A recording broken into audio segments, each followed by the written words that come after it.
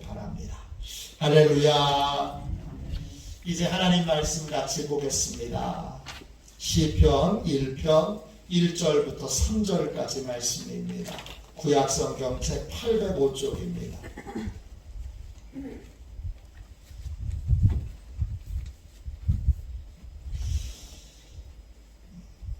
시편 1편 1절부터 3절까지 말씀입니다.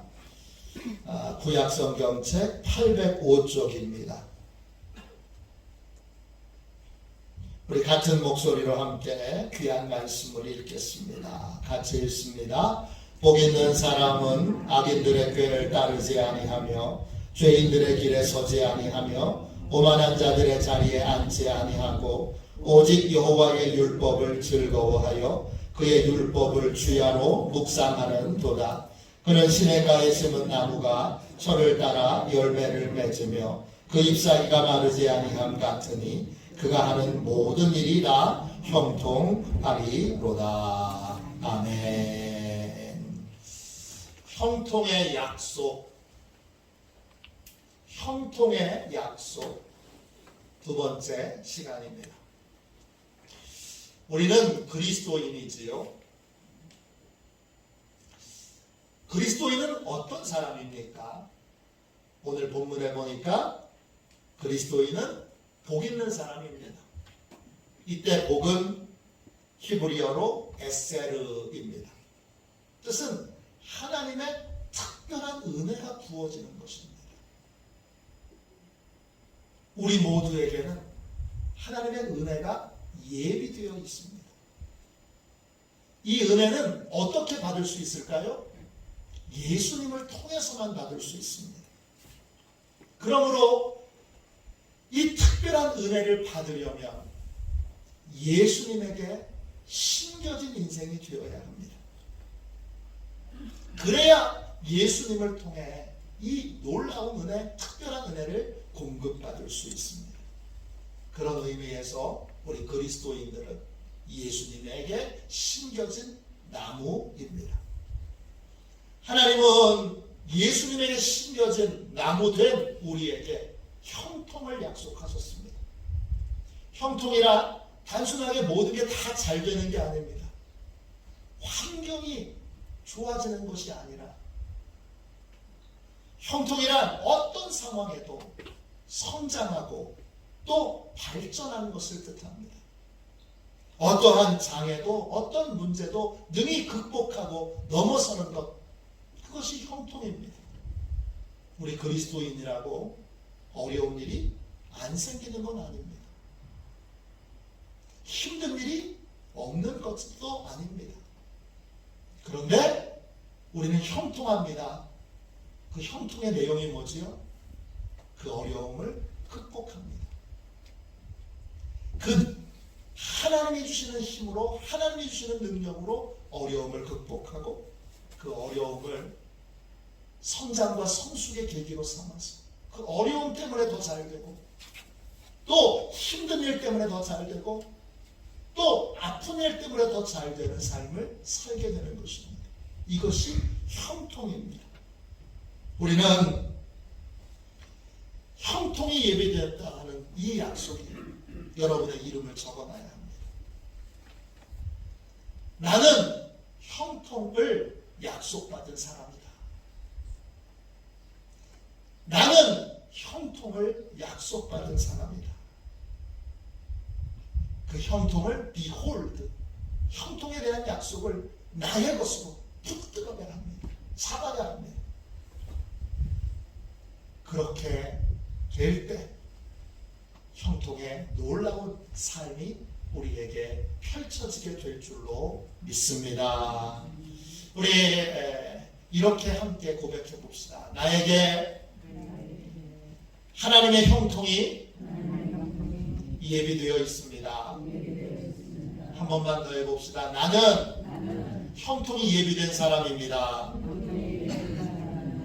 할렐루야.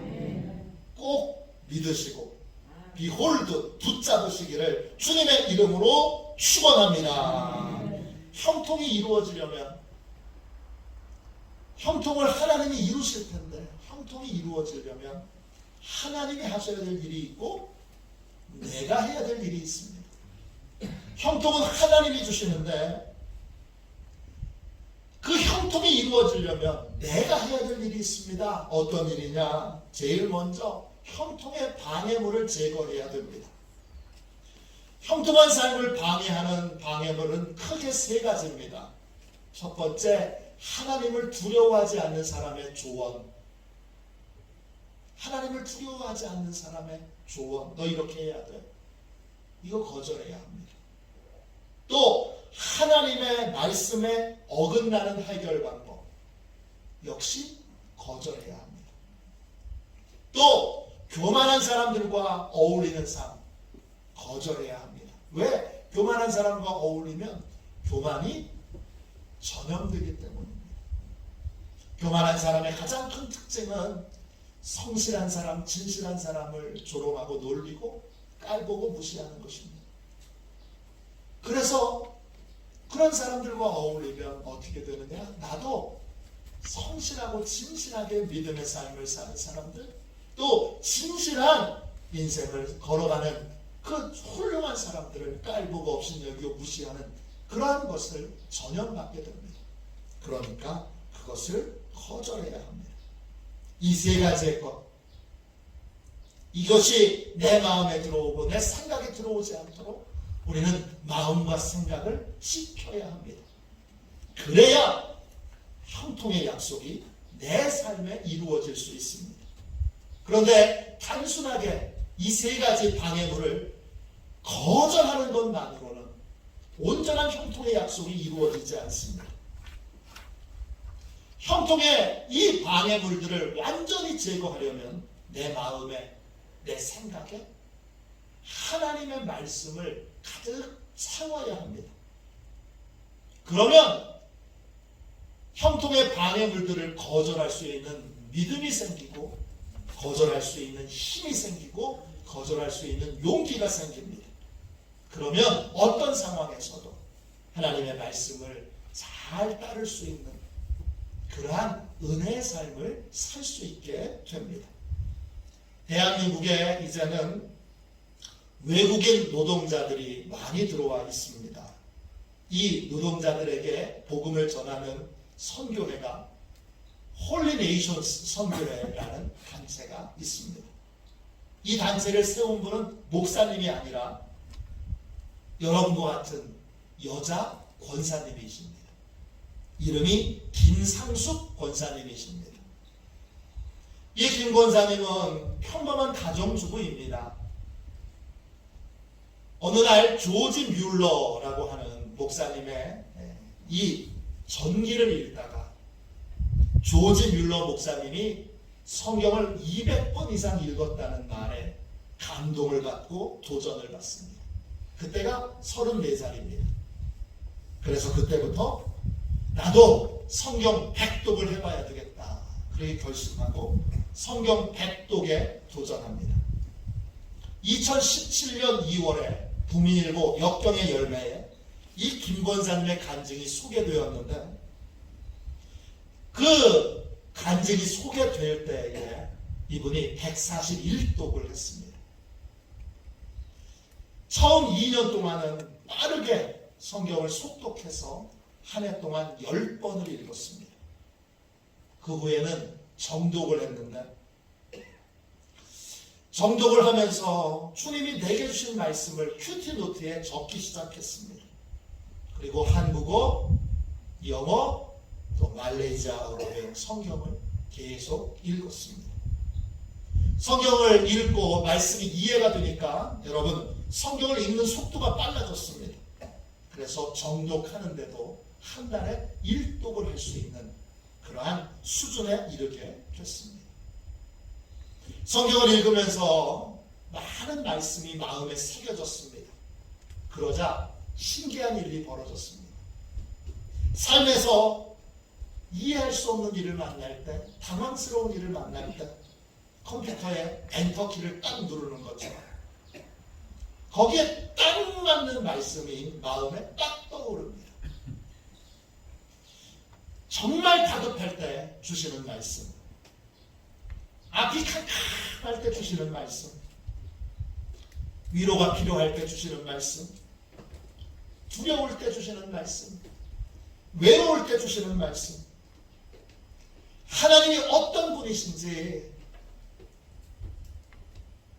때때로는 잘 이해가 안 될 때 주시는 말씀, 이런 말씀이 상황에 따라서 컴퓨터 엔터키를 탁 누르면 탁 뭔가 나오는 것처럼 그렇게 성경 말씀을 계속 읽다 보니까 말씀이 툭툭 튀어나오게 됐습니다. 김 권사님은 이렇게 고백합니다. 성경 읽기를 통해 하나님이 어떤 분이신지 알게 되었고 바르게 기도하는 법을 배우게 되었습니다.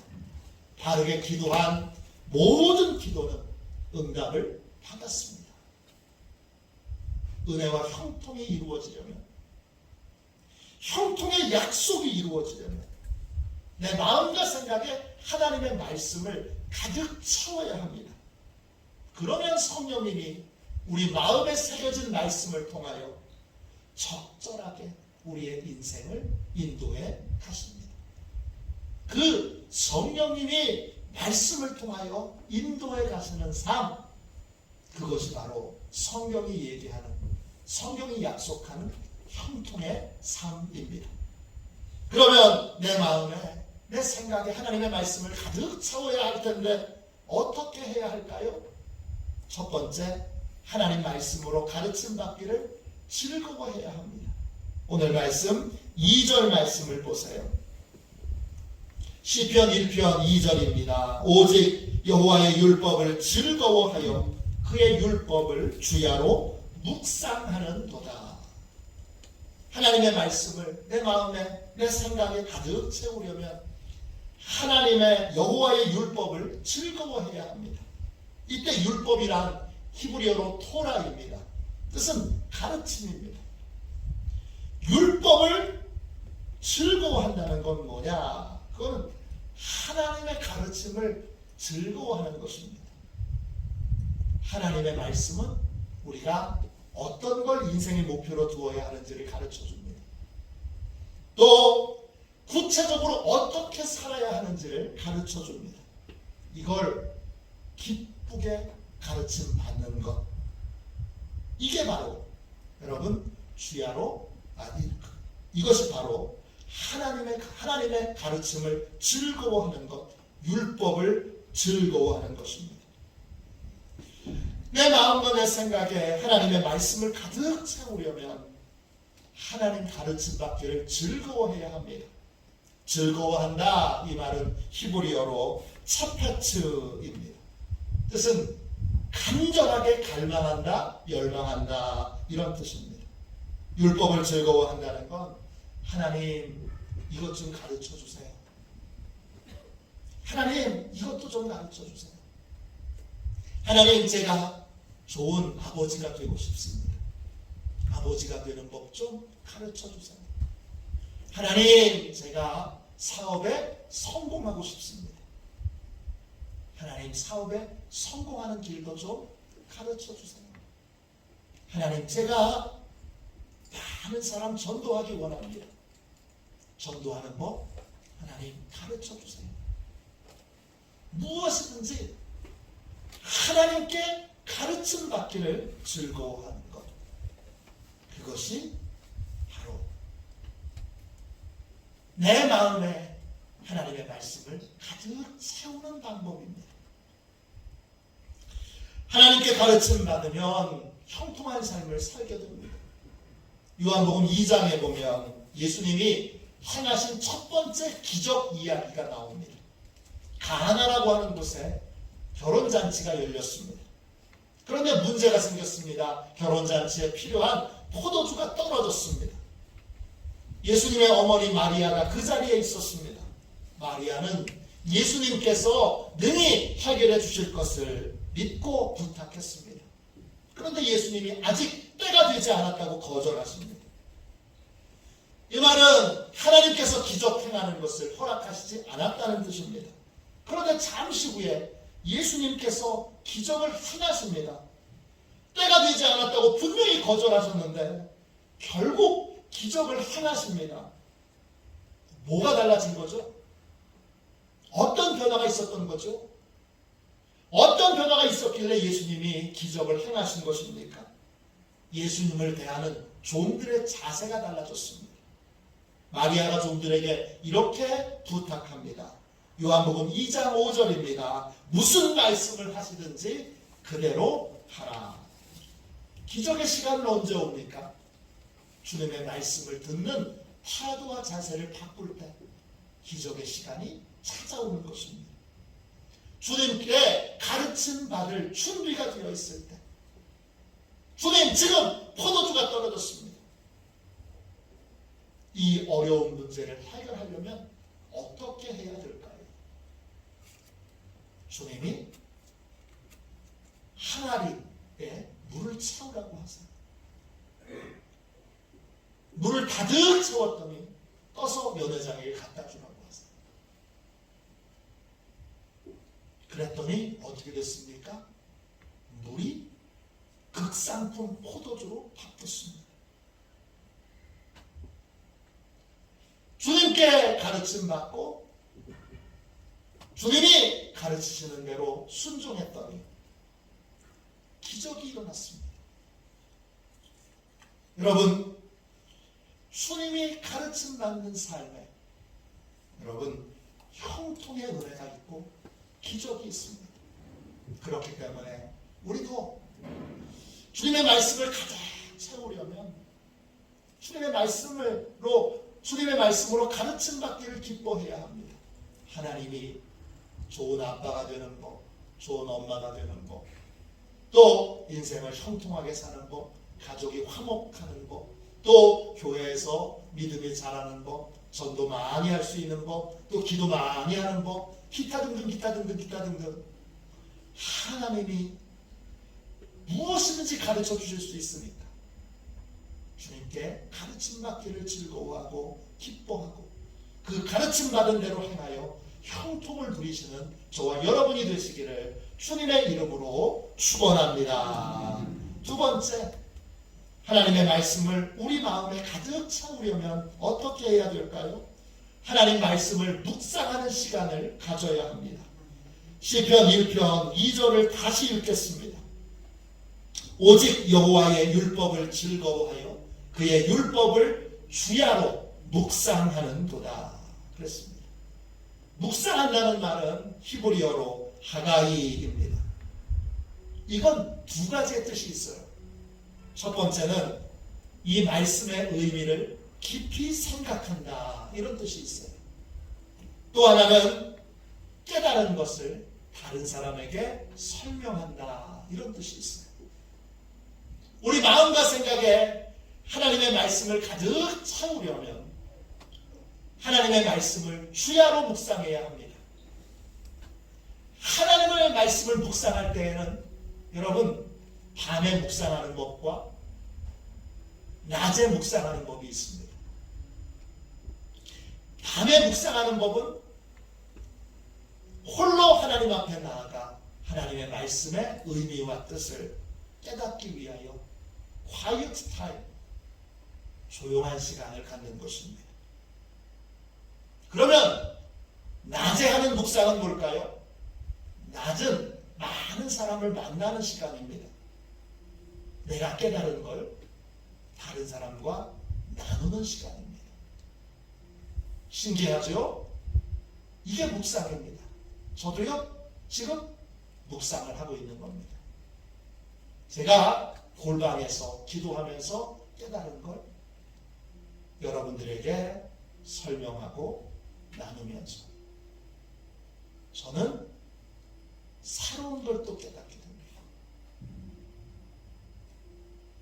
전도 대상자들에게 내가 깨달은 걸 나누면 그분이 엉뚱한 질문을 합니다. 그러면 그 질문을 통해서 또 내가 깨닫지 못했던 걸 깨닫게 됩니다. 어려운 문제가 생긴 분들에게 내가 깨달은 것을 같이 나누게 될 때, 그때 풍성한 깨달음을 얻게 됩니다. 그러면 더 견고한 가르침으로 주님께 가르침 받을 수 있게 됩니다. 낸시 레이 드모스라고 하는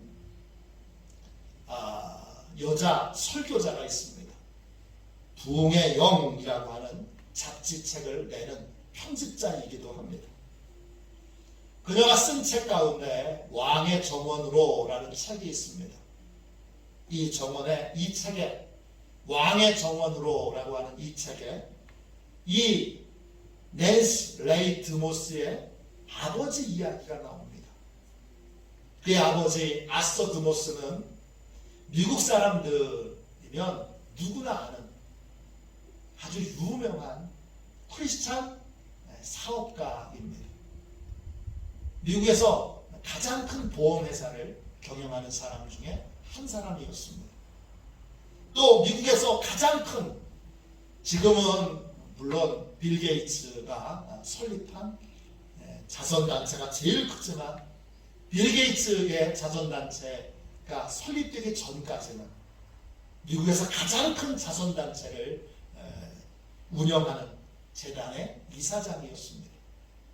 또 많은 기업인들에게, 많은 사장과 회장들에게 성경의 원리로 기업을 경영하도록 복음을 전하고 간증하는 그런 간증자요 평신도 설교자였습니다. 그녀의 딸인 이 낸시 레이 드모스가 그의 아버지를 이렇게 회상합니다. 아버지의 삶을 돌이켜보면 하나님의 축복을 누릴 수 있었던 몇 가지 이유를 발견하게 됩니다. 첫째, 아버지는 다른 무엇보다도 하나님을 먼저 구했습니다. 그는 하나님을 아는 지식을 가장 큰 자산으로 생각했습니다. 그는 매일 첫 시간을 하나님의 말씀을 읽고 기도하는 일에 바쳤습니다. 28년 동안 신앙생활을 해오면서 하나님과 홀로 있는 시간을 갖기 전에는 다른 어떤 일에도 관심을 기울이지 않았습니다. 그는 성경의 원리를 사업에 적용할 수 없다는 많은 사람들의 의견에도 불구하고 사업을 하면서 항상 하나님 앞에서 정직하기 위해 노력했습니다. 결국 그의 삶은 하나님의 방법이 옳다는 사실을 입증했습니다. 딸이 아버지에 대하여 회상한 내용입니다. 아서 드모스, 이 특별한 하나님의 사람이 처음부터 이런 삶을 살았던 건 아닙니다. 젊은 시절에 그는 교회를 다녔지만 도박에 빠졌습니다.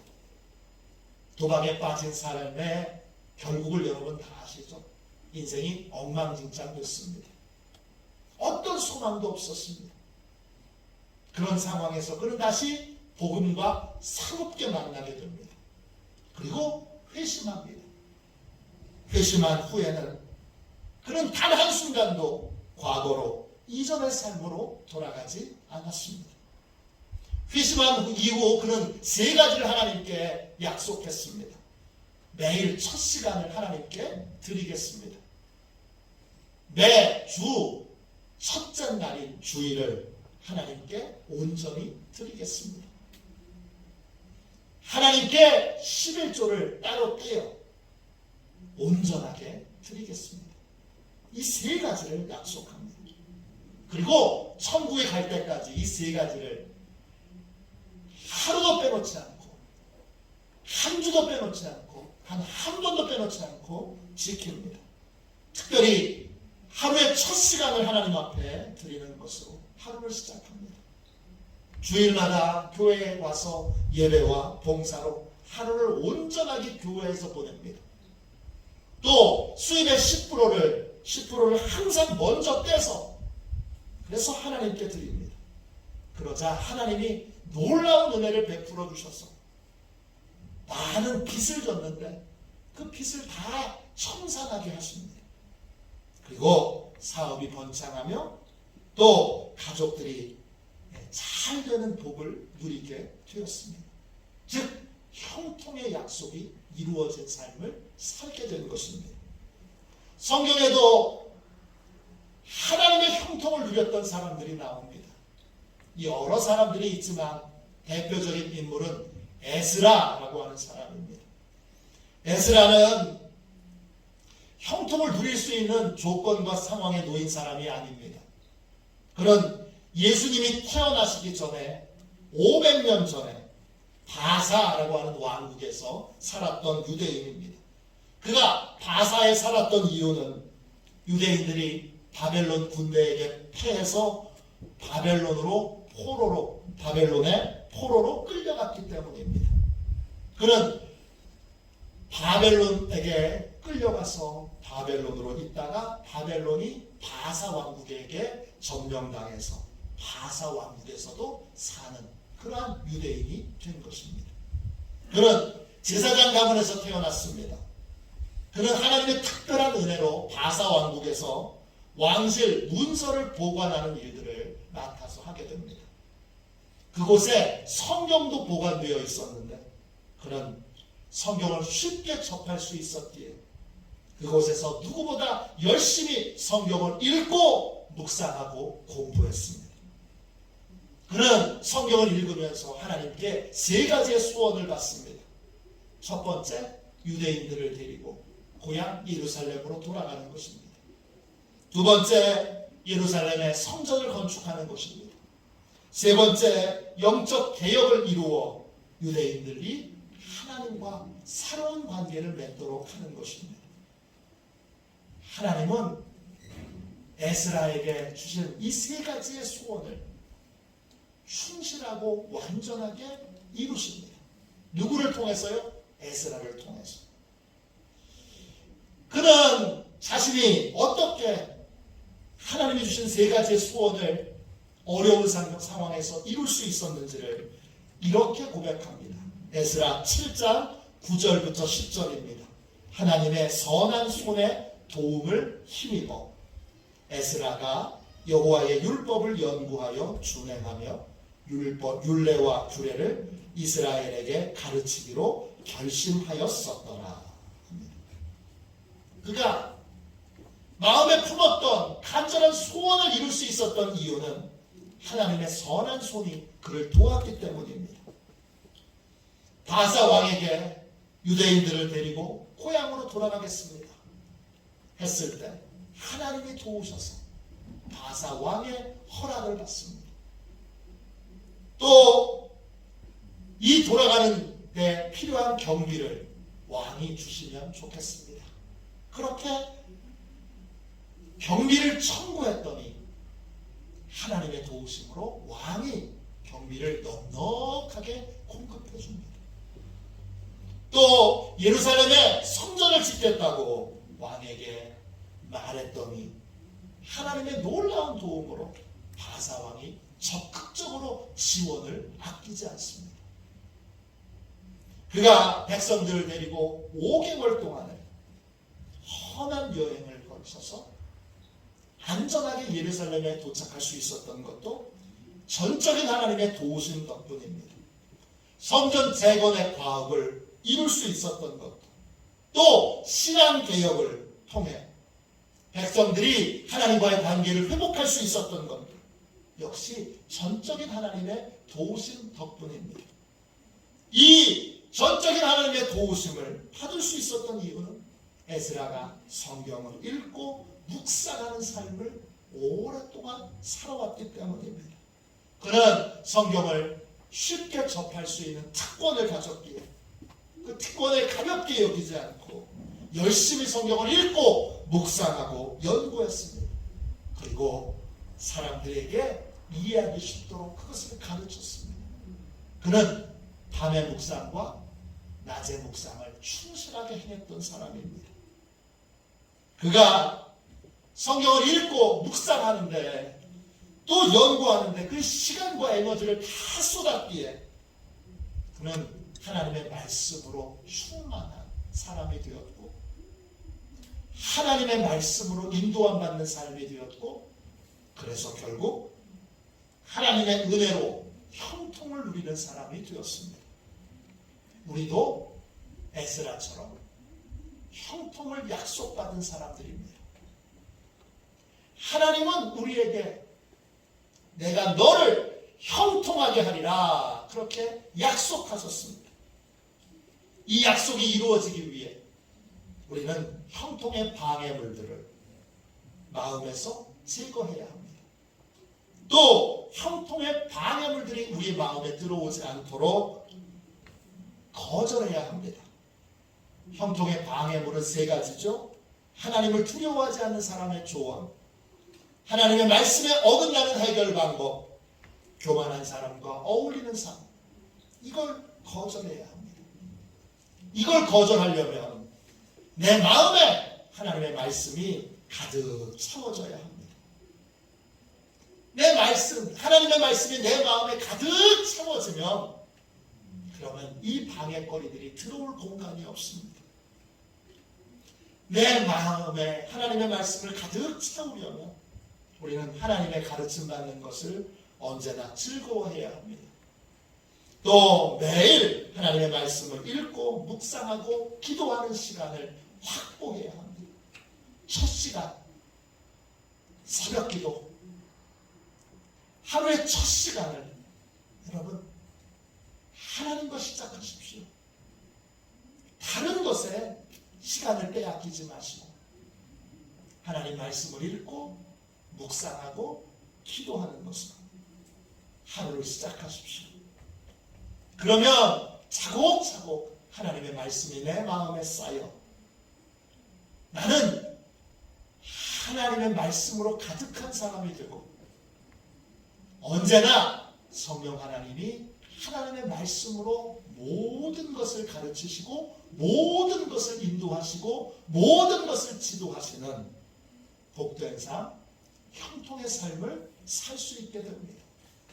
오늘 하나님이 약속하셨으니까 그 약속을 여러분 다른 것으로 빼앗기지 마시고 형통의 약속을 붙들고 형통의 방해물들을 거절하고 하나님의 말씀으로 여러분의 마음과 생각을 채우는 일에 집중하는 저와 여러분이 되시기를 주님의 이름으로 축원합니다.